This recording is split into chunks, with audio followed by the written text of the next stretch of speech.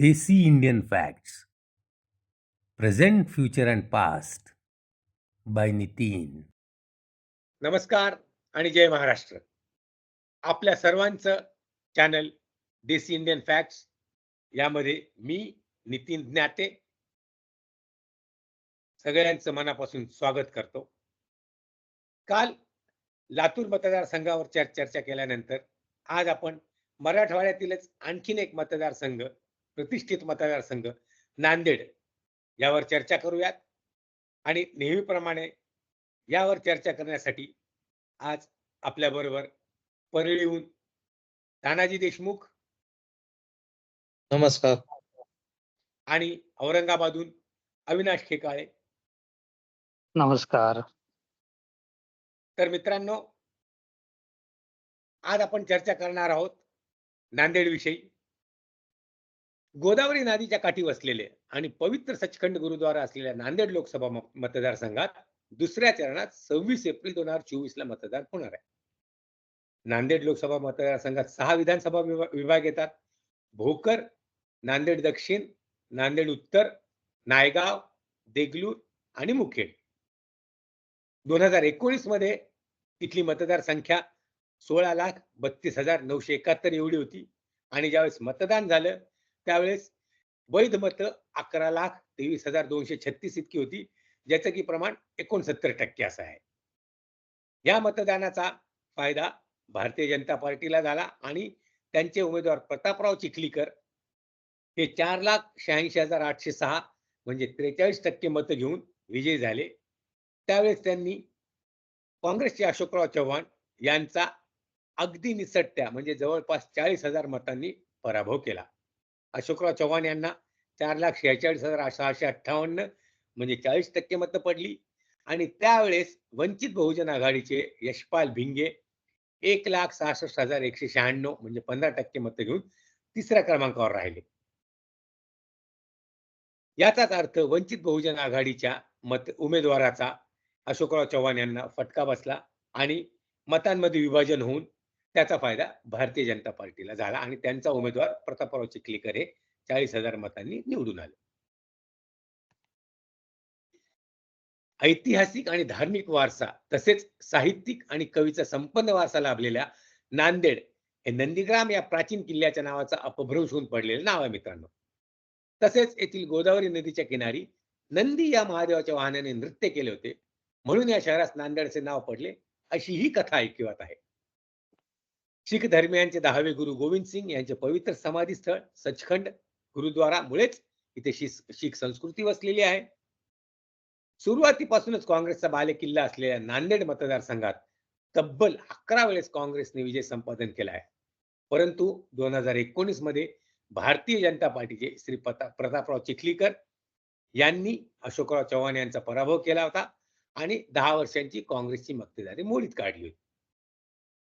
नांदेड हा असा मतदारसंघ आहे जिथून महाराष्ट्राला 2 मुख्यमंत्री मिळाले, एक अशोकराव चव्हाण आणि दुसरे त्यांचे वडील शंकरराव चव्हाण. शंकरराव चव्हाण यांनी केंद्रामध्ये सुद्धा मोठी मोठी मंत्रिपदे देखील भूषवली. 2024च्या लातूर लोकसभा निवडणुकीसाठी भारतीय जनता पार्टी अर्थात महायुतीतर्फे परत एकदा प्रतापराव चिखलीकर यांना उमेदवारी देण्यात आली आहे. काँग्रेस अर्थात महाविकास आघाडीतर्फे वसंतराव चव्हाण आहेत आणि वंचित बहुजन आघाडीतर्फे यावेळेस ॲडव्होकेट अविनाश भोसीकर हे निवडणुकीच्या रिंगणात आहेत. आता या तिन्ही उमेदवारांच्या जमेच्या आणि नुकसानीच्या बाजू जाणून घेऊयात.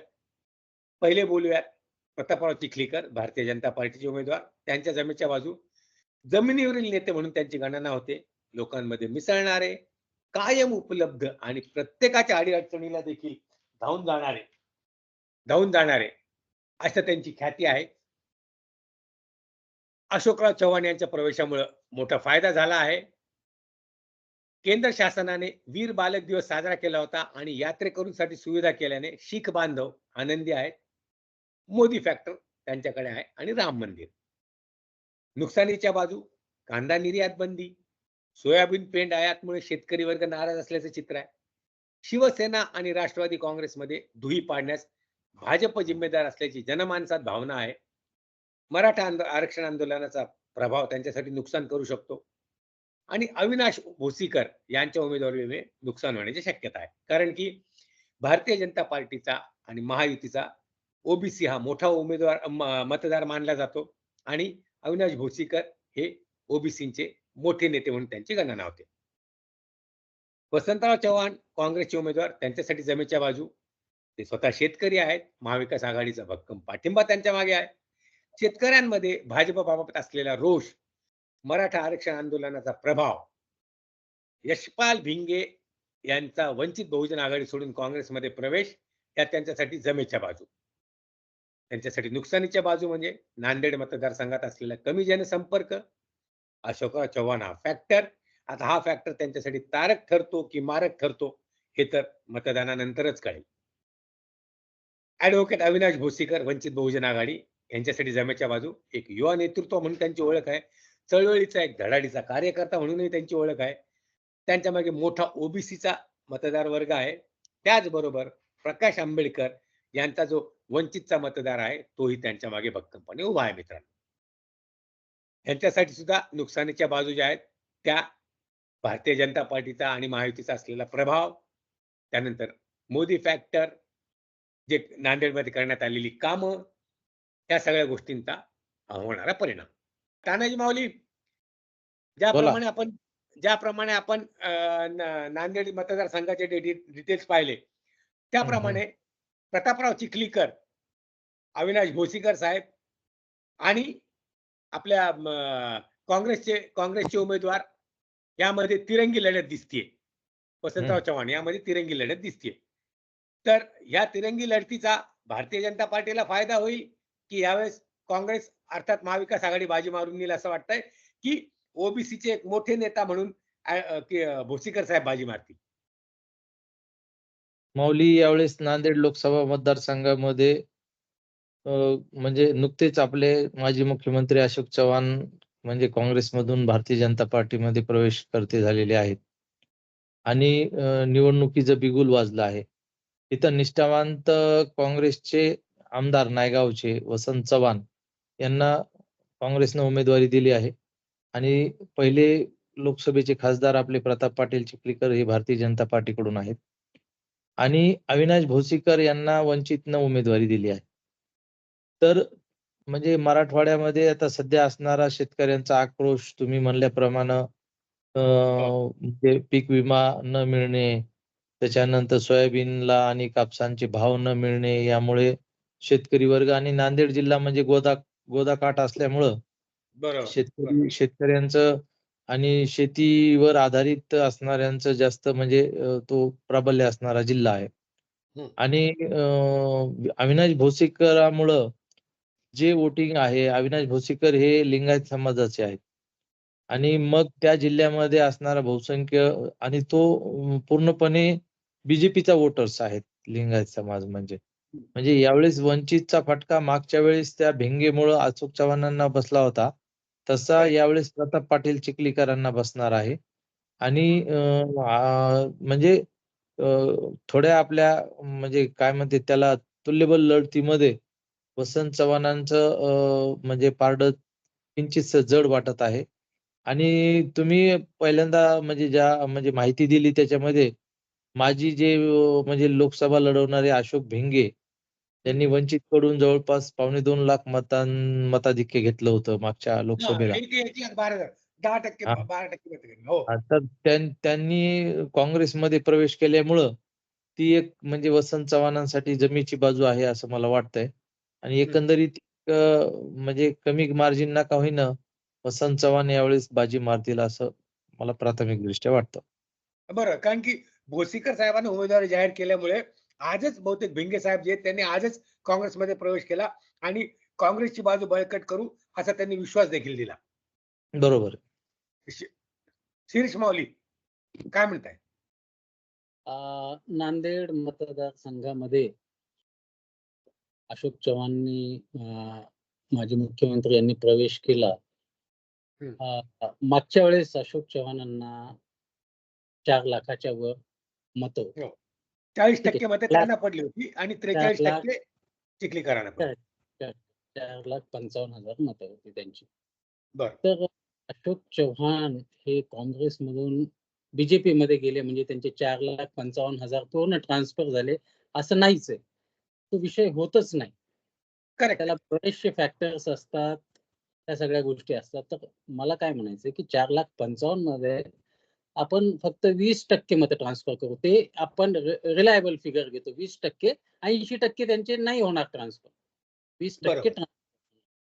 20% जरी विचार केला, तर जवळपास 1,00,000 मतं ट्रान्सफर होतील त्यांच्याकडे. ठीक आहे. बरोबर. हा नंबर 1. नंबर 2 विषय असा आहे, की आता भोकर मतदारसंघ हा त्यांचा स्वतःचा मतदारसंघ आहे. ते 1,00,000च्या वर निवडून आले त्या मतदारसंघात. तर त्यामध्ये त्यांना 50,000 ची जरी लीड मिळाली, अर्धे लोक नाही मिळाले, तरी त्यांना ही सबस्टॅन्शियल लीड आहे. जेव्हा मागच्या वेळेस हीच लीड चिखलीकरांना फक्त अशोक चव्हाणांना 5,000 ची लीड होती. आता ह्या वेळेस they can expect at least 50,000 lead, कारण त्यांना 1,00,000च्या विधानसभेत लीड होती, जे लेटेस्ट इलेक्शन झालंय. ठीक आहे, बरं. सभा याचा संबंध आहे नाही हा विषय वेगळा आहे. आपण त्याची वेगळी चर्चा करू. हं. तर भोकर, नांदेड उत्तर, नांदेड दक्षिण हे हं. जे विधानसभा मतदारसंघ आहेत, ह्याच विधानसभा मतदारसंघात अशोक चव्हाणांना लीड मिळाली होती. हं. तर भोकर उत्तर, जिथे बालाजी कल्याणकर म्हणून आता शिंदे गटाचे आमदार आहेत, हो, हो, हो. त्या मतदारसंघात अशोक चव्हाणांना स्वतःला 30,000ची लीड मिळाली आलं. होती. बालाजी कल्याणकर सुद्धा पण त्याच पक्षात गेलेत, आता शिंदे सेनेत आहेत ते, शिंदे बरोबर, गटात. त्यामुळे बरोबर. तो एक आम्हीची महायुती. दक्षिण मतदारसंघ, नांदेड दक्षिण याच्यात मोहन हंबर्डे म्हणून एक अशोक चव्हाणांचे खास कार्यकर्ते आहेत, तेच आमदार आहेत. त्यांच्या विरुद्ध दिलीप कंदकुर्ते म्हणून भाजपचे निष्ठावंत, त्यांच्या हं. मागच्या 10 वर्षापासून ते 2-2 आणि 3-3 हजारांनी निवडणुका हारायचे. तर तिकडेही तुल्यबळ परिस्थिती आहे नांदेड दक्षिणमध्ये. आता बरं. राहतो नायगाव मतदारसंघ. नायगाव हो. मतदारसंघात राजेश पवार जे हां. सध्याचे विद्यमान आमदार आहेत भाजपचे, आमदार. त्यांनी बरोबर. त्या जे वसंत चव्हाण उमेदवार आहेत ना, त्यांचा विधानसभेत पराभव केलेला आहे. मागच्या ठीक आहे. वेळेसचा पराभव. मागच्या वेळेस ते आपले पवार म्हणजे राजेश राजेश पवार म्हणून आहेत. त्यांचे वडील पण भाजपचे वेल नोन फिगर आहेत. त्यांचं नाव आठवत नाहीये मला. पण हां. ते म्हणजे नायगाव मतदारसंघ ही भाजपकडे आहे. मुखेड बरोबर. मतदारसंघामध्ये राठोड म्हणून आमदार आहेत. तेही हां. भाजपकडे. ओके. हं. आता हां, राहिला तो देगलूर बेसिक भाजपच्या हातात आहे. भाजपच्या हातात आहे. देगलूर हां. मतदारसंघ. देगलूर मतदारसंघात जिथे शांतापूरकर म्हणून हे खास चव्हाण समर्थक आहेत. पण काही अडी-अडचणी जसे मोहन हंबर्डे नांदेड दक्षिण यांना जी अडी-अडचण आहे, तीच हं. अडी-अडचण देगलूरच्या जितेश शांतापूरकरांना आहे. ते दोघंही अशोक चव्हाणांचे खास मधले आहेत. पण काही त्यांना तिकीट मिळू शकत नाही विधानसभेत, कारण तिथं भाजप कॅन्डिडेट लोकल जास्त जड आहे. काय बोलले? हं. त्यामुळे त्या विधानसभेचं तिकीट त्यांना, त्यामुळे ते प्रवेश करते नाही झाले भाजपमध्ये. बरं. अदरवाईज ते अशोक चव्हाणांनीच निवडून आणलेलं आहे दोघांनाही. तर मला हे बरं. म्हणायचं, लोकसभेला त्यांचा काही ना काही प्रमाणात हातभार लागणारच आहे. जरी ते नक्कीच, नक्कीच, काँग्रेसचे असतील तरी. दुसरा विषय नक्कीच. असा आहे, की देगलूर मतदारसंघात सुभाष साबणे सध्या हो. भाजपचे मागच्या वेळेस चे उमेदवार होते या अंतापूरकरच्या विरुद्ध. त्यांनी पण बरोबर. खूप चांगलं मतदान घेतलेलं आहे. या सगळ्या गोष्टींवरून मी हे म्हणत नाही 1+1 11 झाले का काय, हे नाही म्हणणार मी. बरं. तरी मी तुम्हाला सांगितलं, की अशोक चव्हाणची शिफ्टिंग जरी झाली, तर त्यांचे हं. 20%च मतदान गृहीत धरलंय आपण. तर ह्या बरं. सगळ्या पार्श्वभूमीवर मागच्या वेळेस जवळपास 40-42 हजारांनी चिखलीकर निवडून आले होते. तर हो. माझ्या मते तीच लीड मेंटेन राहील आणि पुन्हा तेच येतील. अच्छा. म्हणजे निसटता का होईना, पण हां. विजय मिळेल असं तुम्हाला वाटतंय. Yes, yes, yes. Okay, okay. तर अविनाश माऊली बघा, हां. शिरीष माऊलींनी तिथल्या विधानसभा निहाय स्थिती आपल्याला सांगितली. तानाजी माऊलींनी हो. तिथल्या मतदारांचं काय होरा असेल, काय त्याच्यावरून निष्कर्ष काढता येईल ते आपल्याला सांगितलं. तर ह्या परिस्थितीमध्ये हं. कारण की जे अविनाश भोसीकर यांची जी उमेदवारी जाहीर झाली आहे, त्या उमेदवारीचा हं. ओबीसी मतदारांवरचा इम्पॅक्ट, तो इम्पॅक्ट ह्यांना मारक ठरू शकेल का? आणि एकंदर बाकीच्या ज्या गोष्टी आहेत, त्यांचा यांना फायदा होईल की नुकसान होईल असं वाटतंय भारतीय जनता पार्टीच्या उमेदवारांना? आता बघा की खुद्द मोदी साहेब 20 तारखेला नांदेडला प्रचार सभेला येत आहेत. गेल्या 2-3 दिवसांपूर्वी अमित शहा साहेब तिथे येऊन गेले. हो. त्यांचं नायगावमध्ये भाषण झालं. हे एकंदरीत बघत असता बीजेपी खूप सिरियसली या मतदारसंघाकडे लक्ष देतंय. बरं. खुद्द अशोक चव्हाण साहेब बीजेपी मध्ये आल्यामुळे त्यांचा 20% नाही 30% त्यांचा जो मतदार आहे तो आला तर हा फायदा चिखलीकरांनाच होणार आहे. बर. आणि दुसरी एक महत्वाची गोष्ट म्हणजे अशोक चव्हाण यांच्यावरती देखील एक जिम्मेदारीच आहे ना ही, कारण की आता जॉईन झाले म्हटल्यावरती ही सीट महायुतीच्या हातून जाणं त्यांना कधीच परवडणार नाहीये. करेक्ट? हा सगळे कॅल्क्युलेशन्स त्याच्यावरच आहेत की ही सीट निवडून आणून देता आली पाहिजे. बरोबर बरोबर. त्यानंतरच विधानसभेच्या ज्या काही वाटाघाटी आहेत त्या पुढे चालतील. बरोबर बरं. तानाजी माऊली, मागच्या वेळेस 40,000 हे मताधिक्य जे आहे ते नक्कीच लोकसभा ची जी निवडणूक आहे त्याच्यासाठी काही फार मोठं मानलं जात नाही. म्हणजे अतिशय निसटता पराभव असंच मानलं जातं.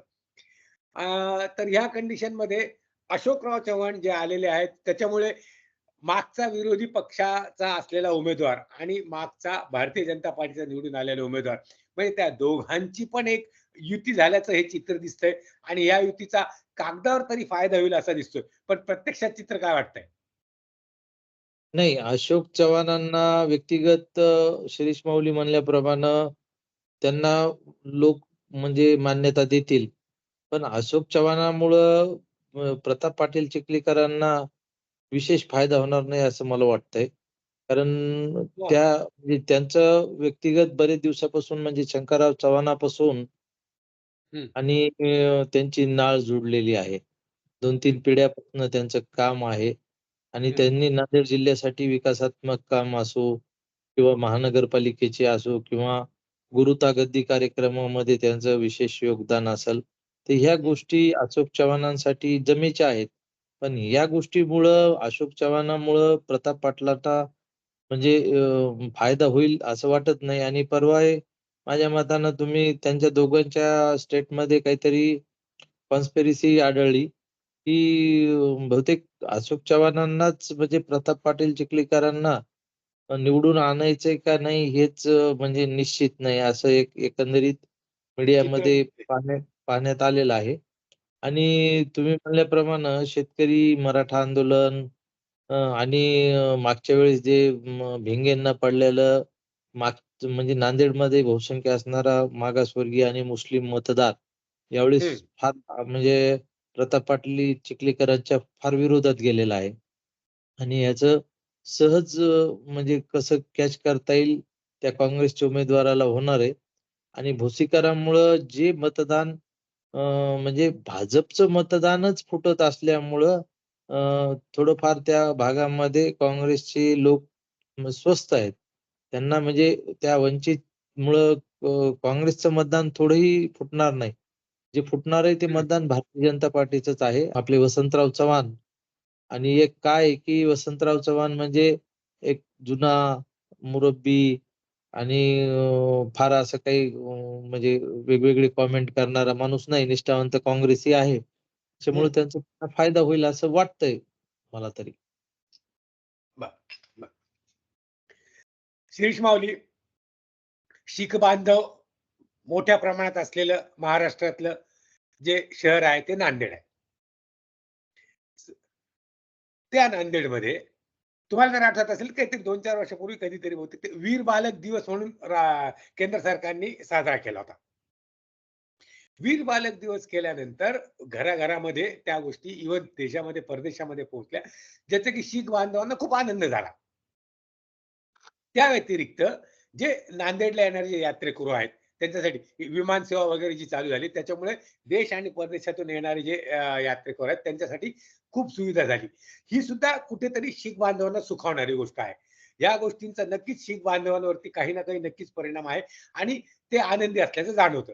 तर ह्याचा अर्थ एक मोठा शीख मतदार वर्ग जो आहे तो भारतीय जनता पार्टीकडे वळालेला दिसतो आणि आधी सुद्धा त्यांचा भारतीय जनता पार्टीकडे झुकाव होता. तर ह्याचा काय फायदा होईल असं वाटतं? ज्याचा फायदा निश्चितच होईल आणि तुम्हालाही माहिती आहे गुरुता आणि ह्या सगळ्या गोष्टींसाठी बरंचसं योगदान झालेलं आहे केंद्रातून राज्यात केंद्र सरकारकडून. तर आणि शीख बांधवांना जे काही सपोर्ट झालेला आहे किंवा मग त्यांचं जे इन्क्लुझिव्हनेस भारतीय जनता पार्टीच्या गव्हर्नमेंटकडनं त्यांचं जे इन्क्लुझिव्हनेसची भावना त्यांच्या मनात आली आहे आणि अशोक हो. चव्हाण ही फार जास्त कनेक्टेड आहेत शीख बांधवांशी. तर त्याचा Correct. निश्चित चांगला परिणाम होणार आहे या अगदी गोष्टीवर. बरोबर. दुसरी गोष्ट तानाजी माऊलींनी जसं सांगितलं, की भोसीकर लिंगायत समाजाचे आहेत आणि या सगळ्या गोष्टी मान्य आहेत मला आणि तिकडे देगलूर, बिलोली, नायगाव किंवा काही त्या भागांमध्ये अ, लिंगायत समाज बऱ्याच प्रमाणात आहे. पण मला काय बरोबर. म्हणायचं, की जी स्ट्रॅटेजी भारतीय जनता पार्टीची असते, जी मी आतापर्यंत बघितली, तर जिथे काही गोष्टींचा इम्पॅक्ट होत असेल आणि प्रवाह आपल्या विरुद्ध जात असतील, तर तशा प्रकारचे नेते हे प्रचाराला येतात. म्हणजे मला बरोबर. आश्चर्य नाही वाटणार, की तिथं बसवराज पाटील मुरुमकर येतील, अर्चना पाटताई चाकूरकर प्रचाराला येतील. बरोबर. तर जे काही 100% कन्व्हर्ट होणारं मतदान आहे, ते कमीत कमी 30-40% ते राखून घेऊ शकतात. 60% त्यांच्याकडे जाईल. म्हणजे ह्या गोष्टी राजकारणात होत असतात आणि भाजपचा मोडस ऑपरंडी प्रचाराची जी सूक्ष्म पद्धतीने प्रचार करायची पद्धत, ह्या बरोबर. गोष्टींना ते दुसऱ्यांपेक्षा खूप जास्त पुढे आहेत या गोष्टींमध्ये. रिसोर्स मॅनेजमेंट, लॉजिस्टिक, त्या उमेदवाराला त्या म्हणजे त्या ज्यांना प्रचार करायचं त्यांची अरेंजमेंट करून त्यांना तिथे प्रचारात उतरवणं, ह्या सगळ्या गोष्टींमध्ये त्यांचा हातखंडा आहे. तर त्यामुळे बरोबर. मला त्यांना प्रमुख सांगितलं त्यामुळे असा काय फारसा इम्पॅक्ट पडेल, पण एवढा हं, नाही पडणार की ज्यांनी प्रतापराव पाटील चिखलीकरांची सीटच धोक्यात येईल, असं नाही होणार. हं. Okay, okay. अविनाश माऊली, हा. जो साधारण जो मतदार वर्ग आहे, जी सामान्य जनता आहे, हम्म. त्यांना हे जे मागच्या 1-2 वर्षामध्ये जे झालेलं आहे, जे शिवसेनेमध्ये 2 भाग पडले आणि एकनाथ शिंदेची शिवसेना यांच्याबरोबर आली आणि त्याचप्रमाणे राष्ट्रवादीमध्ये 2 भाग पडले आणि अजित पवार यांच्याबरोबर आले. हे बहुतेक सामान्य जनतेला, बऱ्यापैकी सामान्य जनतेला हे रुचलेलं दिसत नाहीये. कुठे ना कुठे त्यांच्या मनामध्ये ही भावना आहे, की हे भारतीय जनता पार्टी ह्या सगळ्या धुळी करण्यामध्ये कारणीभूत आहे आणि महाराष्ट्राचं राजकारण कसे असलं तरी ह्या लेव्हलचं निश्चितच नव्हतं, जे ह्यावेळेस दिसून येत आहे. तर ह्याचा काही नुकसान होईल प्रतापराव चिखलीकरांना. त्याचबरोबर आता जे रिसेंटली अशोकराव चव्हाण जे आलेले आहेत, त्यांच्यावरती हम्म. आदर्श घोटाळ्याच्या बाबतीत बरेचसे आरोप करण्यात आलेले होते. भारतीय जनता पार्टी दरवेळेस अग्रेसर असायची त्यांच्यावरच्या आरोपांना मीडियामध्ये डिस्कस करण्यामध्ये. असं असताना त्यांना बरोबर घेतलंय. तर हे 1+1 प्लस म्हणजे 2 होईल, की 1-1 0 होईल? ते आता असं आहे, की अशोकराव चव्हाणांचं कार्य खूप मोठं आहे. नांदेड मतदारसंघात त्यांच्या वडिलांपासून सगळ्यांशी संबंध आहेत. शीख समाज आहे आणि त्यांचा जो सपोर्ट मिळणार आहे, त्याच्यामुळे बीजेपीला जास्त फायदाच होईल. आणि ही सेंट्रल गव्हर्नमेंटचं इलेक्शन आहे. हे तुम्ही जे म्हणताय, की नाराजी जी शिवसेना फुटल्याबद्दल किंवा राष्ट्रवादी फुटल्याबद्दल याचे पडसाद तुम्हाला विधानसभेत पाहायला मिळतील. ओके. लोकसभेसाठी मोदी यांचा चेहरा पाहिला जाईल आणि एकंदरीत बीजेपीला खूप मोठं फायद्याची ही सगळी कंडिशन आहे अच्छा. नांदेडमध्ये. म्हणजे म्हणजे इन इन नटशेल तुम्ही असं म्हणताय, की मोदी फॅक्टर आणि केंद्र सरकारसाठी आपण ही निवडणूक निवडून देतो, हा जो उमेदवार आहे तो निवडून देतो, ही एक भावना हो. डोळ्यासमोर असून हे जे काही मतदार असतील ते मतदान करतील. मात्र मात्र विधानसभेमध्ये याचे पडसाद उमटू शकतात. नक्कीच. Yes, yes. नक्कीच. नानाजी माऊली, शेतकरी वर्ग नाराज आहे याचं चित्र दिसतंय. ह्या ज्या गोष्टी आहेत, दुईचा फायदा वगैरे, त्याचबरोबर भोसीकरांच्या बाबतीत तुम्ही मला व्यवस्थित सांगितलंच. त्या व्यतिरिक्त असे कुठले मुद्दे तुम्हाला असे वाटतात, की जे काँग्रेससाठी, महाविकास आघाडीसाठी फायद्याचे ठरू शकतात? मुळामध्ये आता सध्या जे उत्तरेमध्ये जे आंदोलन चालू आहे, शेतकरी आंदोलन, बरं. हे सर्व शीख समाजाशी प्रायोजित असणारच आहे आणि मुख्यत्वे म्हणजे पंजाबमधले आणि हरियाणामधले शेतकरी ते आंदोलन करत आहेत, जे की दिल्ली बॉर्डरच्या दोन्ही तिन्ही सीमेवर चालू आहे. आणि या गोष्टीचं नांदेडमधल्या शीख समाजाशी निश्चितच कनेक्शन असेल, असं नाकारता येणार नाही. बरं. त्याच्यामुळं म्हणजे नांदेडमधील शीख समाज हा पूर्वी खूप म्हणजे शिवसेनेची, प्रकाश खेडकरची अटॅच असायचा. बरोबर. पण या गोष्टीमुळं निश्चित तो काँग्रेसकडे जाईल असं वाटतंय मला. आणि अशोक चव्हाण म्हणजे शर्यतीत नसल्यामुळं त्यांना अजून मोकळं झालं त्या गोष्टी, की ते स्वतः म्हणजे म्हणजे अशोक चव्हाणांशी लायबल असू शकतात, पण प्रताप पाटील चिखलीकरांशी ते लायबल नाहीत. त्याच्यामुळं नांदेडमधला शीख समाज सुद्धा काँग्रेसला मतदान करेल, असं म्हणजे तुम्ही शेतकरी व्यतिरिक्त अजून कुठले घटक जे म्हणतायत, त्यामध्ये हा एक प्रामुख्यानं म्हणजे घटक असं. काँग्रेससाठी जमेची बाजू असू शकते. अच्छा. शिरीष माऊली, मनोज जरांगेंचं मराठा आरक्षणाविषयीचं आंदोलन जे आहे, ते फार मोठा चर्चेचा विषय होता आणि त्याचा इम्पॅक्ट पडणार हे साहजिकच आहे. कारण की बरेचसे मराठा समाज जो आहे, त्यांच्या मनामध्ये ही भावना आहे, की जरीही राज्य सरकारने ह्या गोष्टीला काहीतरी उपाययोजना करण्याचा प्रयत्न केला, असं जरी दाखवण्यात आलं, तरी त्याला म्हणावं तितकंसं यश लाभलेलं नाही. अशी कुठेतरी खंत, कुठेतरी किंतु मनात आहे.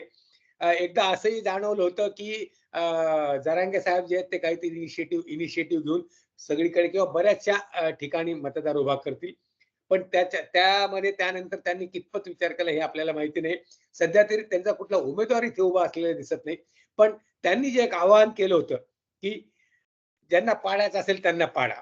ह्याच्या मागचा कुठला संदेश तुम्हाला दिसतो आणि त्याचा काय इम्पॅक्ट? नाही, हा जो त्यांचा संदेश आहे, ज्यांना पाडायचं त्यांना पाडा. अ, हा माझ्या मते तेवढा क्लिअर कट संदेश नाहीये. की बरं. तुम्हाला कोणाला आणायचं त्याला आणा, पाडायचं तेव्हा पाडा. आता बरं. तुम्ही नांदेडचा जर विचार केला, तर अशोक चव्हाण यांना मराठा नेता म्हणून मान्यता प्राप्त झालेली आहे. म्हणजे ते आज नाहीये, ते पहिल्यापासून आहे आणि मराठा नेता अ, महाराष्ट्रातला स्ट्रॉंग मराठा नेता म्हणून त्यांची इमेज आहे. त्यांनी बरं. मराठा रिझर्व्हेशनसाठी पण प्रामाणिक त्यांच्या काळात प्रयत्न केलेले होते. आताही लोक हे विचार करतात, की आपल्याकडे एक स्ट्रॉंग मराठा नेतृत्व आहे. ते आपल्याला कारण त्यांना कसं असतं, की प्रत्येक विधानसभा, लोकसभा ही जनतेला फेस करावी लागते. आता करेक्ट. विषय असा आहे, की 10% आरक्षण मान्य झालंय. म्हणजे लोकं असं म्हणतात, की ठीक आहे आता हेच गव्हर्नमेंट आलं, तेच कंटिन्युएशनमध्ये होऊन जे सगळे सोयऱ्यांचा विषय राहिलेला आहे, तो मिटवून टाकता येईल. पण आता आम्ही एक स्टेप पुढे घेतली, तुम्ही एक स्टेप पुढे घ्या. तर त्याच्यामुळे मला जरांगे पाटलांचं म्हणजे हे मला अजून क्लॅरिटी मिळत नाहीये. ज्याला द्यायचं त्याला द्या. यातून ते काय संदेश देतात हे मलाही कळालेलं नाहीये. परंतु ओव्हरऑल मला असं वाटतं, की अशोक चव्हाणही मराठा समाजाचं नेतृत्व म्हणून ते पुढे आले. त्यामुळे ते नलिफाय होईल किंवा 50-50 होईल असं मला वाटतं. अच्छा, अच्छा. म्हणजे अशोक चव्हाण ह्यांच्याबरोबर आल्यामुळे जो कागदावर फायदा दिसतोय असं वाटत होतं, तो ॲक्चुअलमध्ये सुद्धा फायदा होईल असं चित्र होईल असं वाटतंय आणि त्याच्याचमुळे जरांगे साहेबांच्या आंदोलनाचा जो फार मोठा इम्पॅक्ट आहे, त्याच्यावरती थोडंफार फुंकर घालण्याचं काम जे आहे, ते अशोक चव्हाणांच्या प्रवेशामुळे होईल असं एक चित्र तुम्हाला वाटतंय. Correct, correct. नक्कीच, नक्कीच. तानाजी माऊली, ग्राउंड कनेक्ट जो दिसतो, म्हणजे जसं मी तुम्हाला सांगितलं होतं प्रतापराव चिखलीकर जे आहेत, त्यांचा ग्राउंड कनेक्ट प्रचंड आहे आणि एक तगडा कनेक्ट आहे. म्हणजे जनमानसामध्ये त्यांची खरंच ही ही त्यांची प्रतिमा आहे, की कधीही बोलवा, अर्ध्या रात्री बोलवा, चिखलीकर साहेब हजर असणार. तर ह्या गोष्टी, कारण की at the end of the day कसं असतं, तुमचे स्वतःची प्रतिमा कशी आहे, ती एक गोष्ट फार फार मोठा इम्पॅक्ट ठेवून जाते. तर त्या गोष्टीचा त्यांना किती फायदा होईल असं वाटतंय, की बाकीच्या गोष्टी ज्या आहेत उद्धव साहेब ठाकरे आणि शरद पवार यांचं जे असलेलं महाविकास आघाडी बरोबरचं भक्कम बळ ते सरस ठरेल, की हे सरस ठरतील? नितीन माऊली, आता तुम्ही जे म्हणलात, की बाबा की जरांगेंच्या आंदोलनामुळं ह्या दोघांवर पण खूप मोठा दुष्परिणाम झालेला आहे. परवा ना अशोक चव्हाणांच्या फॅमिली सहित गाडीवर त्यांना त्यांच्या भोकर मतदारसंघातल्या लोकांनी येऊ दिलं नाही. आणि प्रताप पाटील चिखलीकरांचं तर मागं म्हणजे आंदोलन ज्यावेळेस खूप पीक पॉइंटवर होतं, तर त्यांना सुद्धा त्यांच्या पूर्ण गाडीची तोडफोड वगैरे केलेली चित्र सगळे एबीपी माझानं वगैरे पाहिलं होतं. तर म्हणजे काय असतं माहिती आहे का, की प्रतिमा चांगली बनायला वेळ लागत नाही आणि प्रतिमा मलिन व्हायला फार वेळ लागत नाही. बरं. तर सध्या अशी परिस्थिती झालेली आहे, की मी आता चिखलीकरांनी शीर्ष मागणी तुमच्याकडे येतो. हां, तर ती चिखलीकरांची जी प्रतिमा होती, तर ती त्यांनी म्हणजे आपल्या म्हणजे ह्या गोष्टीमुळं थोडी मलिन झालेली आहे. आणि बरं. निश्चितच त्याचा म्हणजे त्यांना स्वतःच्या त्यांच्या लोहा मतदारसंघात सुद्धा खूप मोठा म्हणजे आता ते काही मतदारसंघ येत नाही ह्या मतदारसंघामध्ये. पण हो, हो. त्यांना बिलकुल सहानुभूती नाही असं मला तरी प्राथमिक दिसतंय. आता यावर म्हणजे किती त्याचा म्हणजे दुष्परिणाम होईल वगैरे, हे सर्व आपल्याला नंतरच्या ठरवेल. मत मत म म मतदारसंघावाईज मतदानावरच्या ह्याच्यावर अजून आपण चांगल्या पद्धतीनं हे करू शकतो. पण बरं. मला वाटत नाही की चिखलीकरांना खूप असा म्हणजे फायदा होईल या निवडणुकीमध्ये. बरोबर. हां, शीर्ष मावळी तुम्हाला काहीतरी सांगायचं होतं.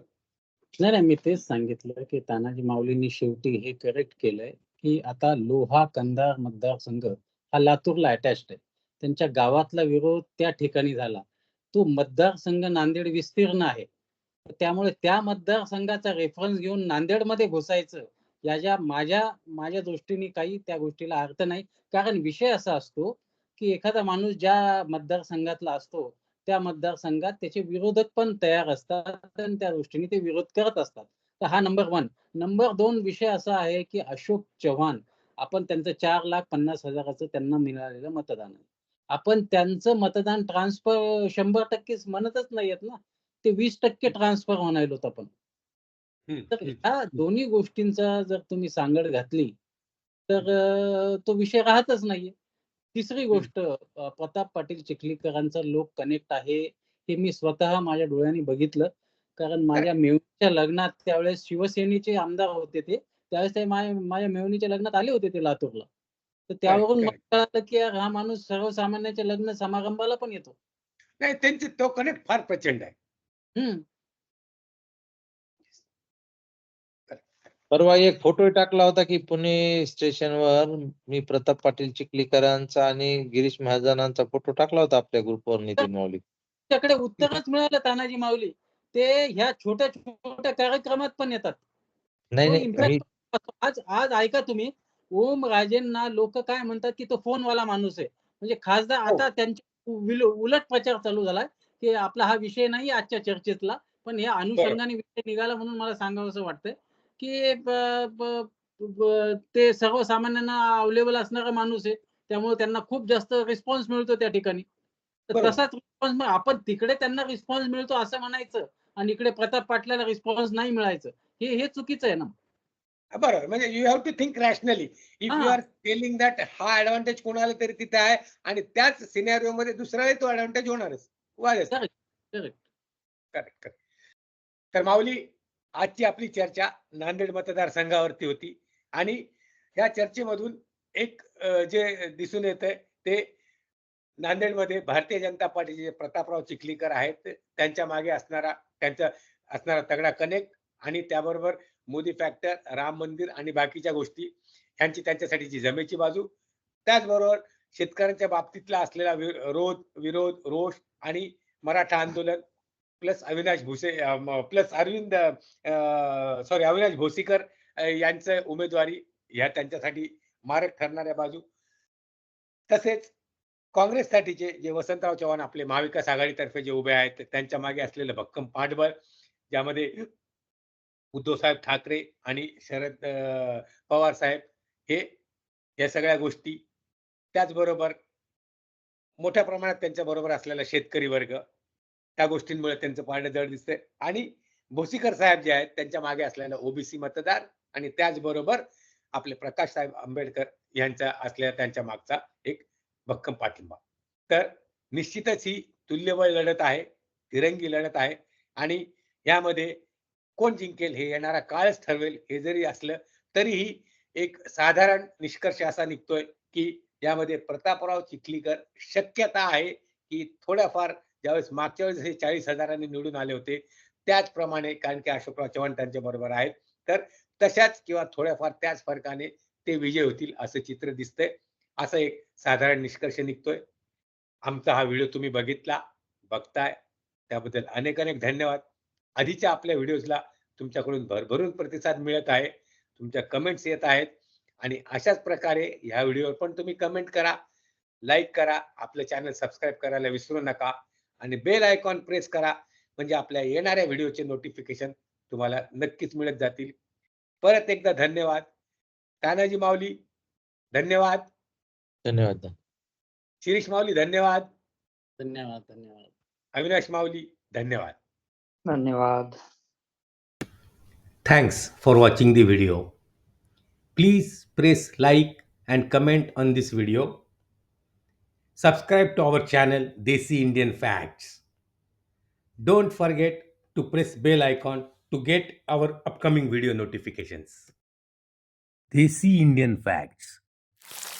Present, future and past by Nitin.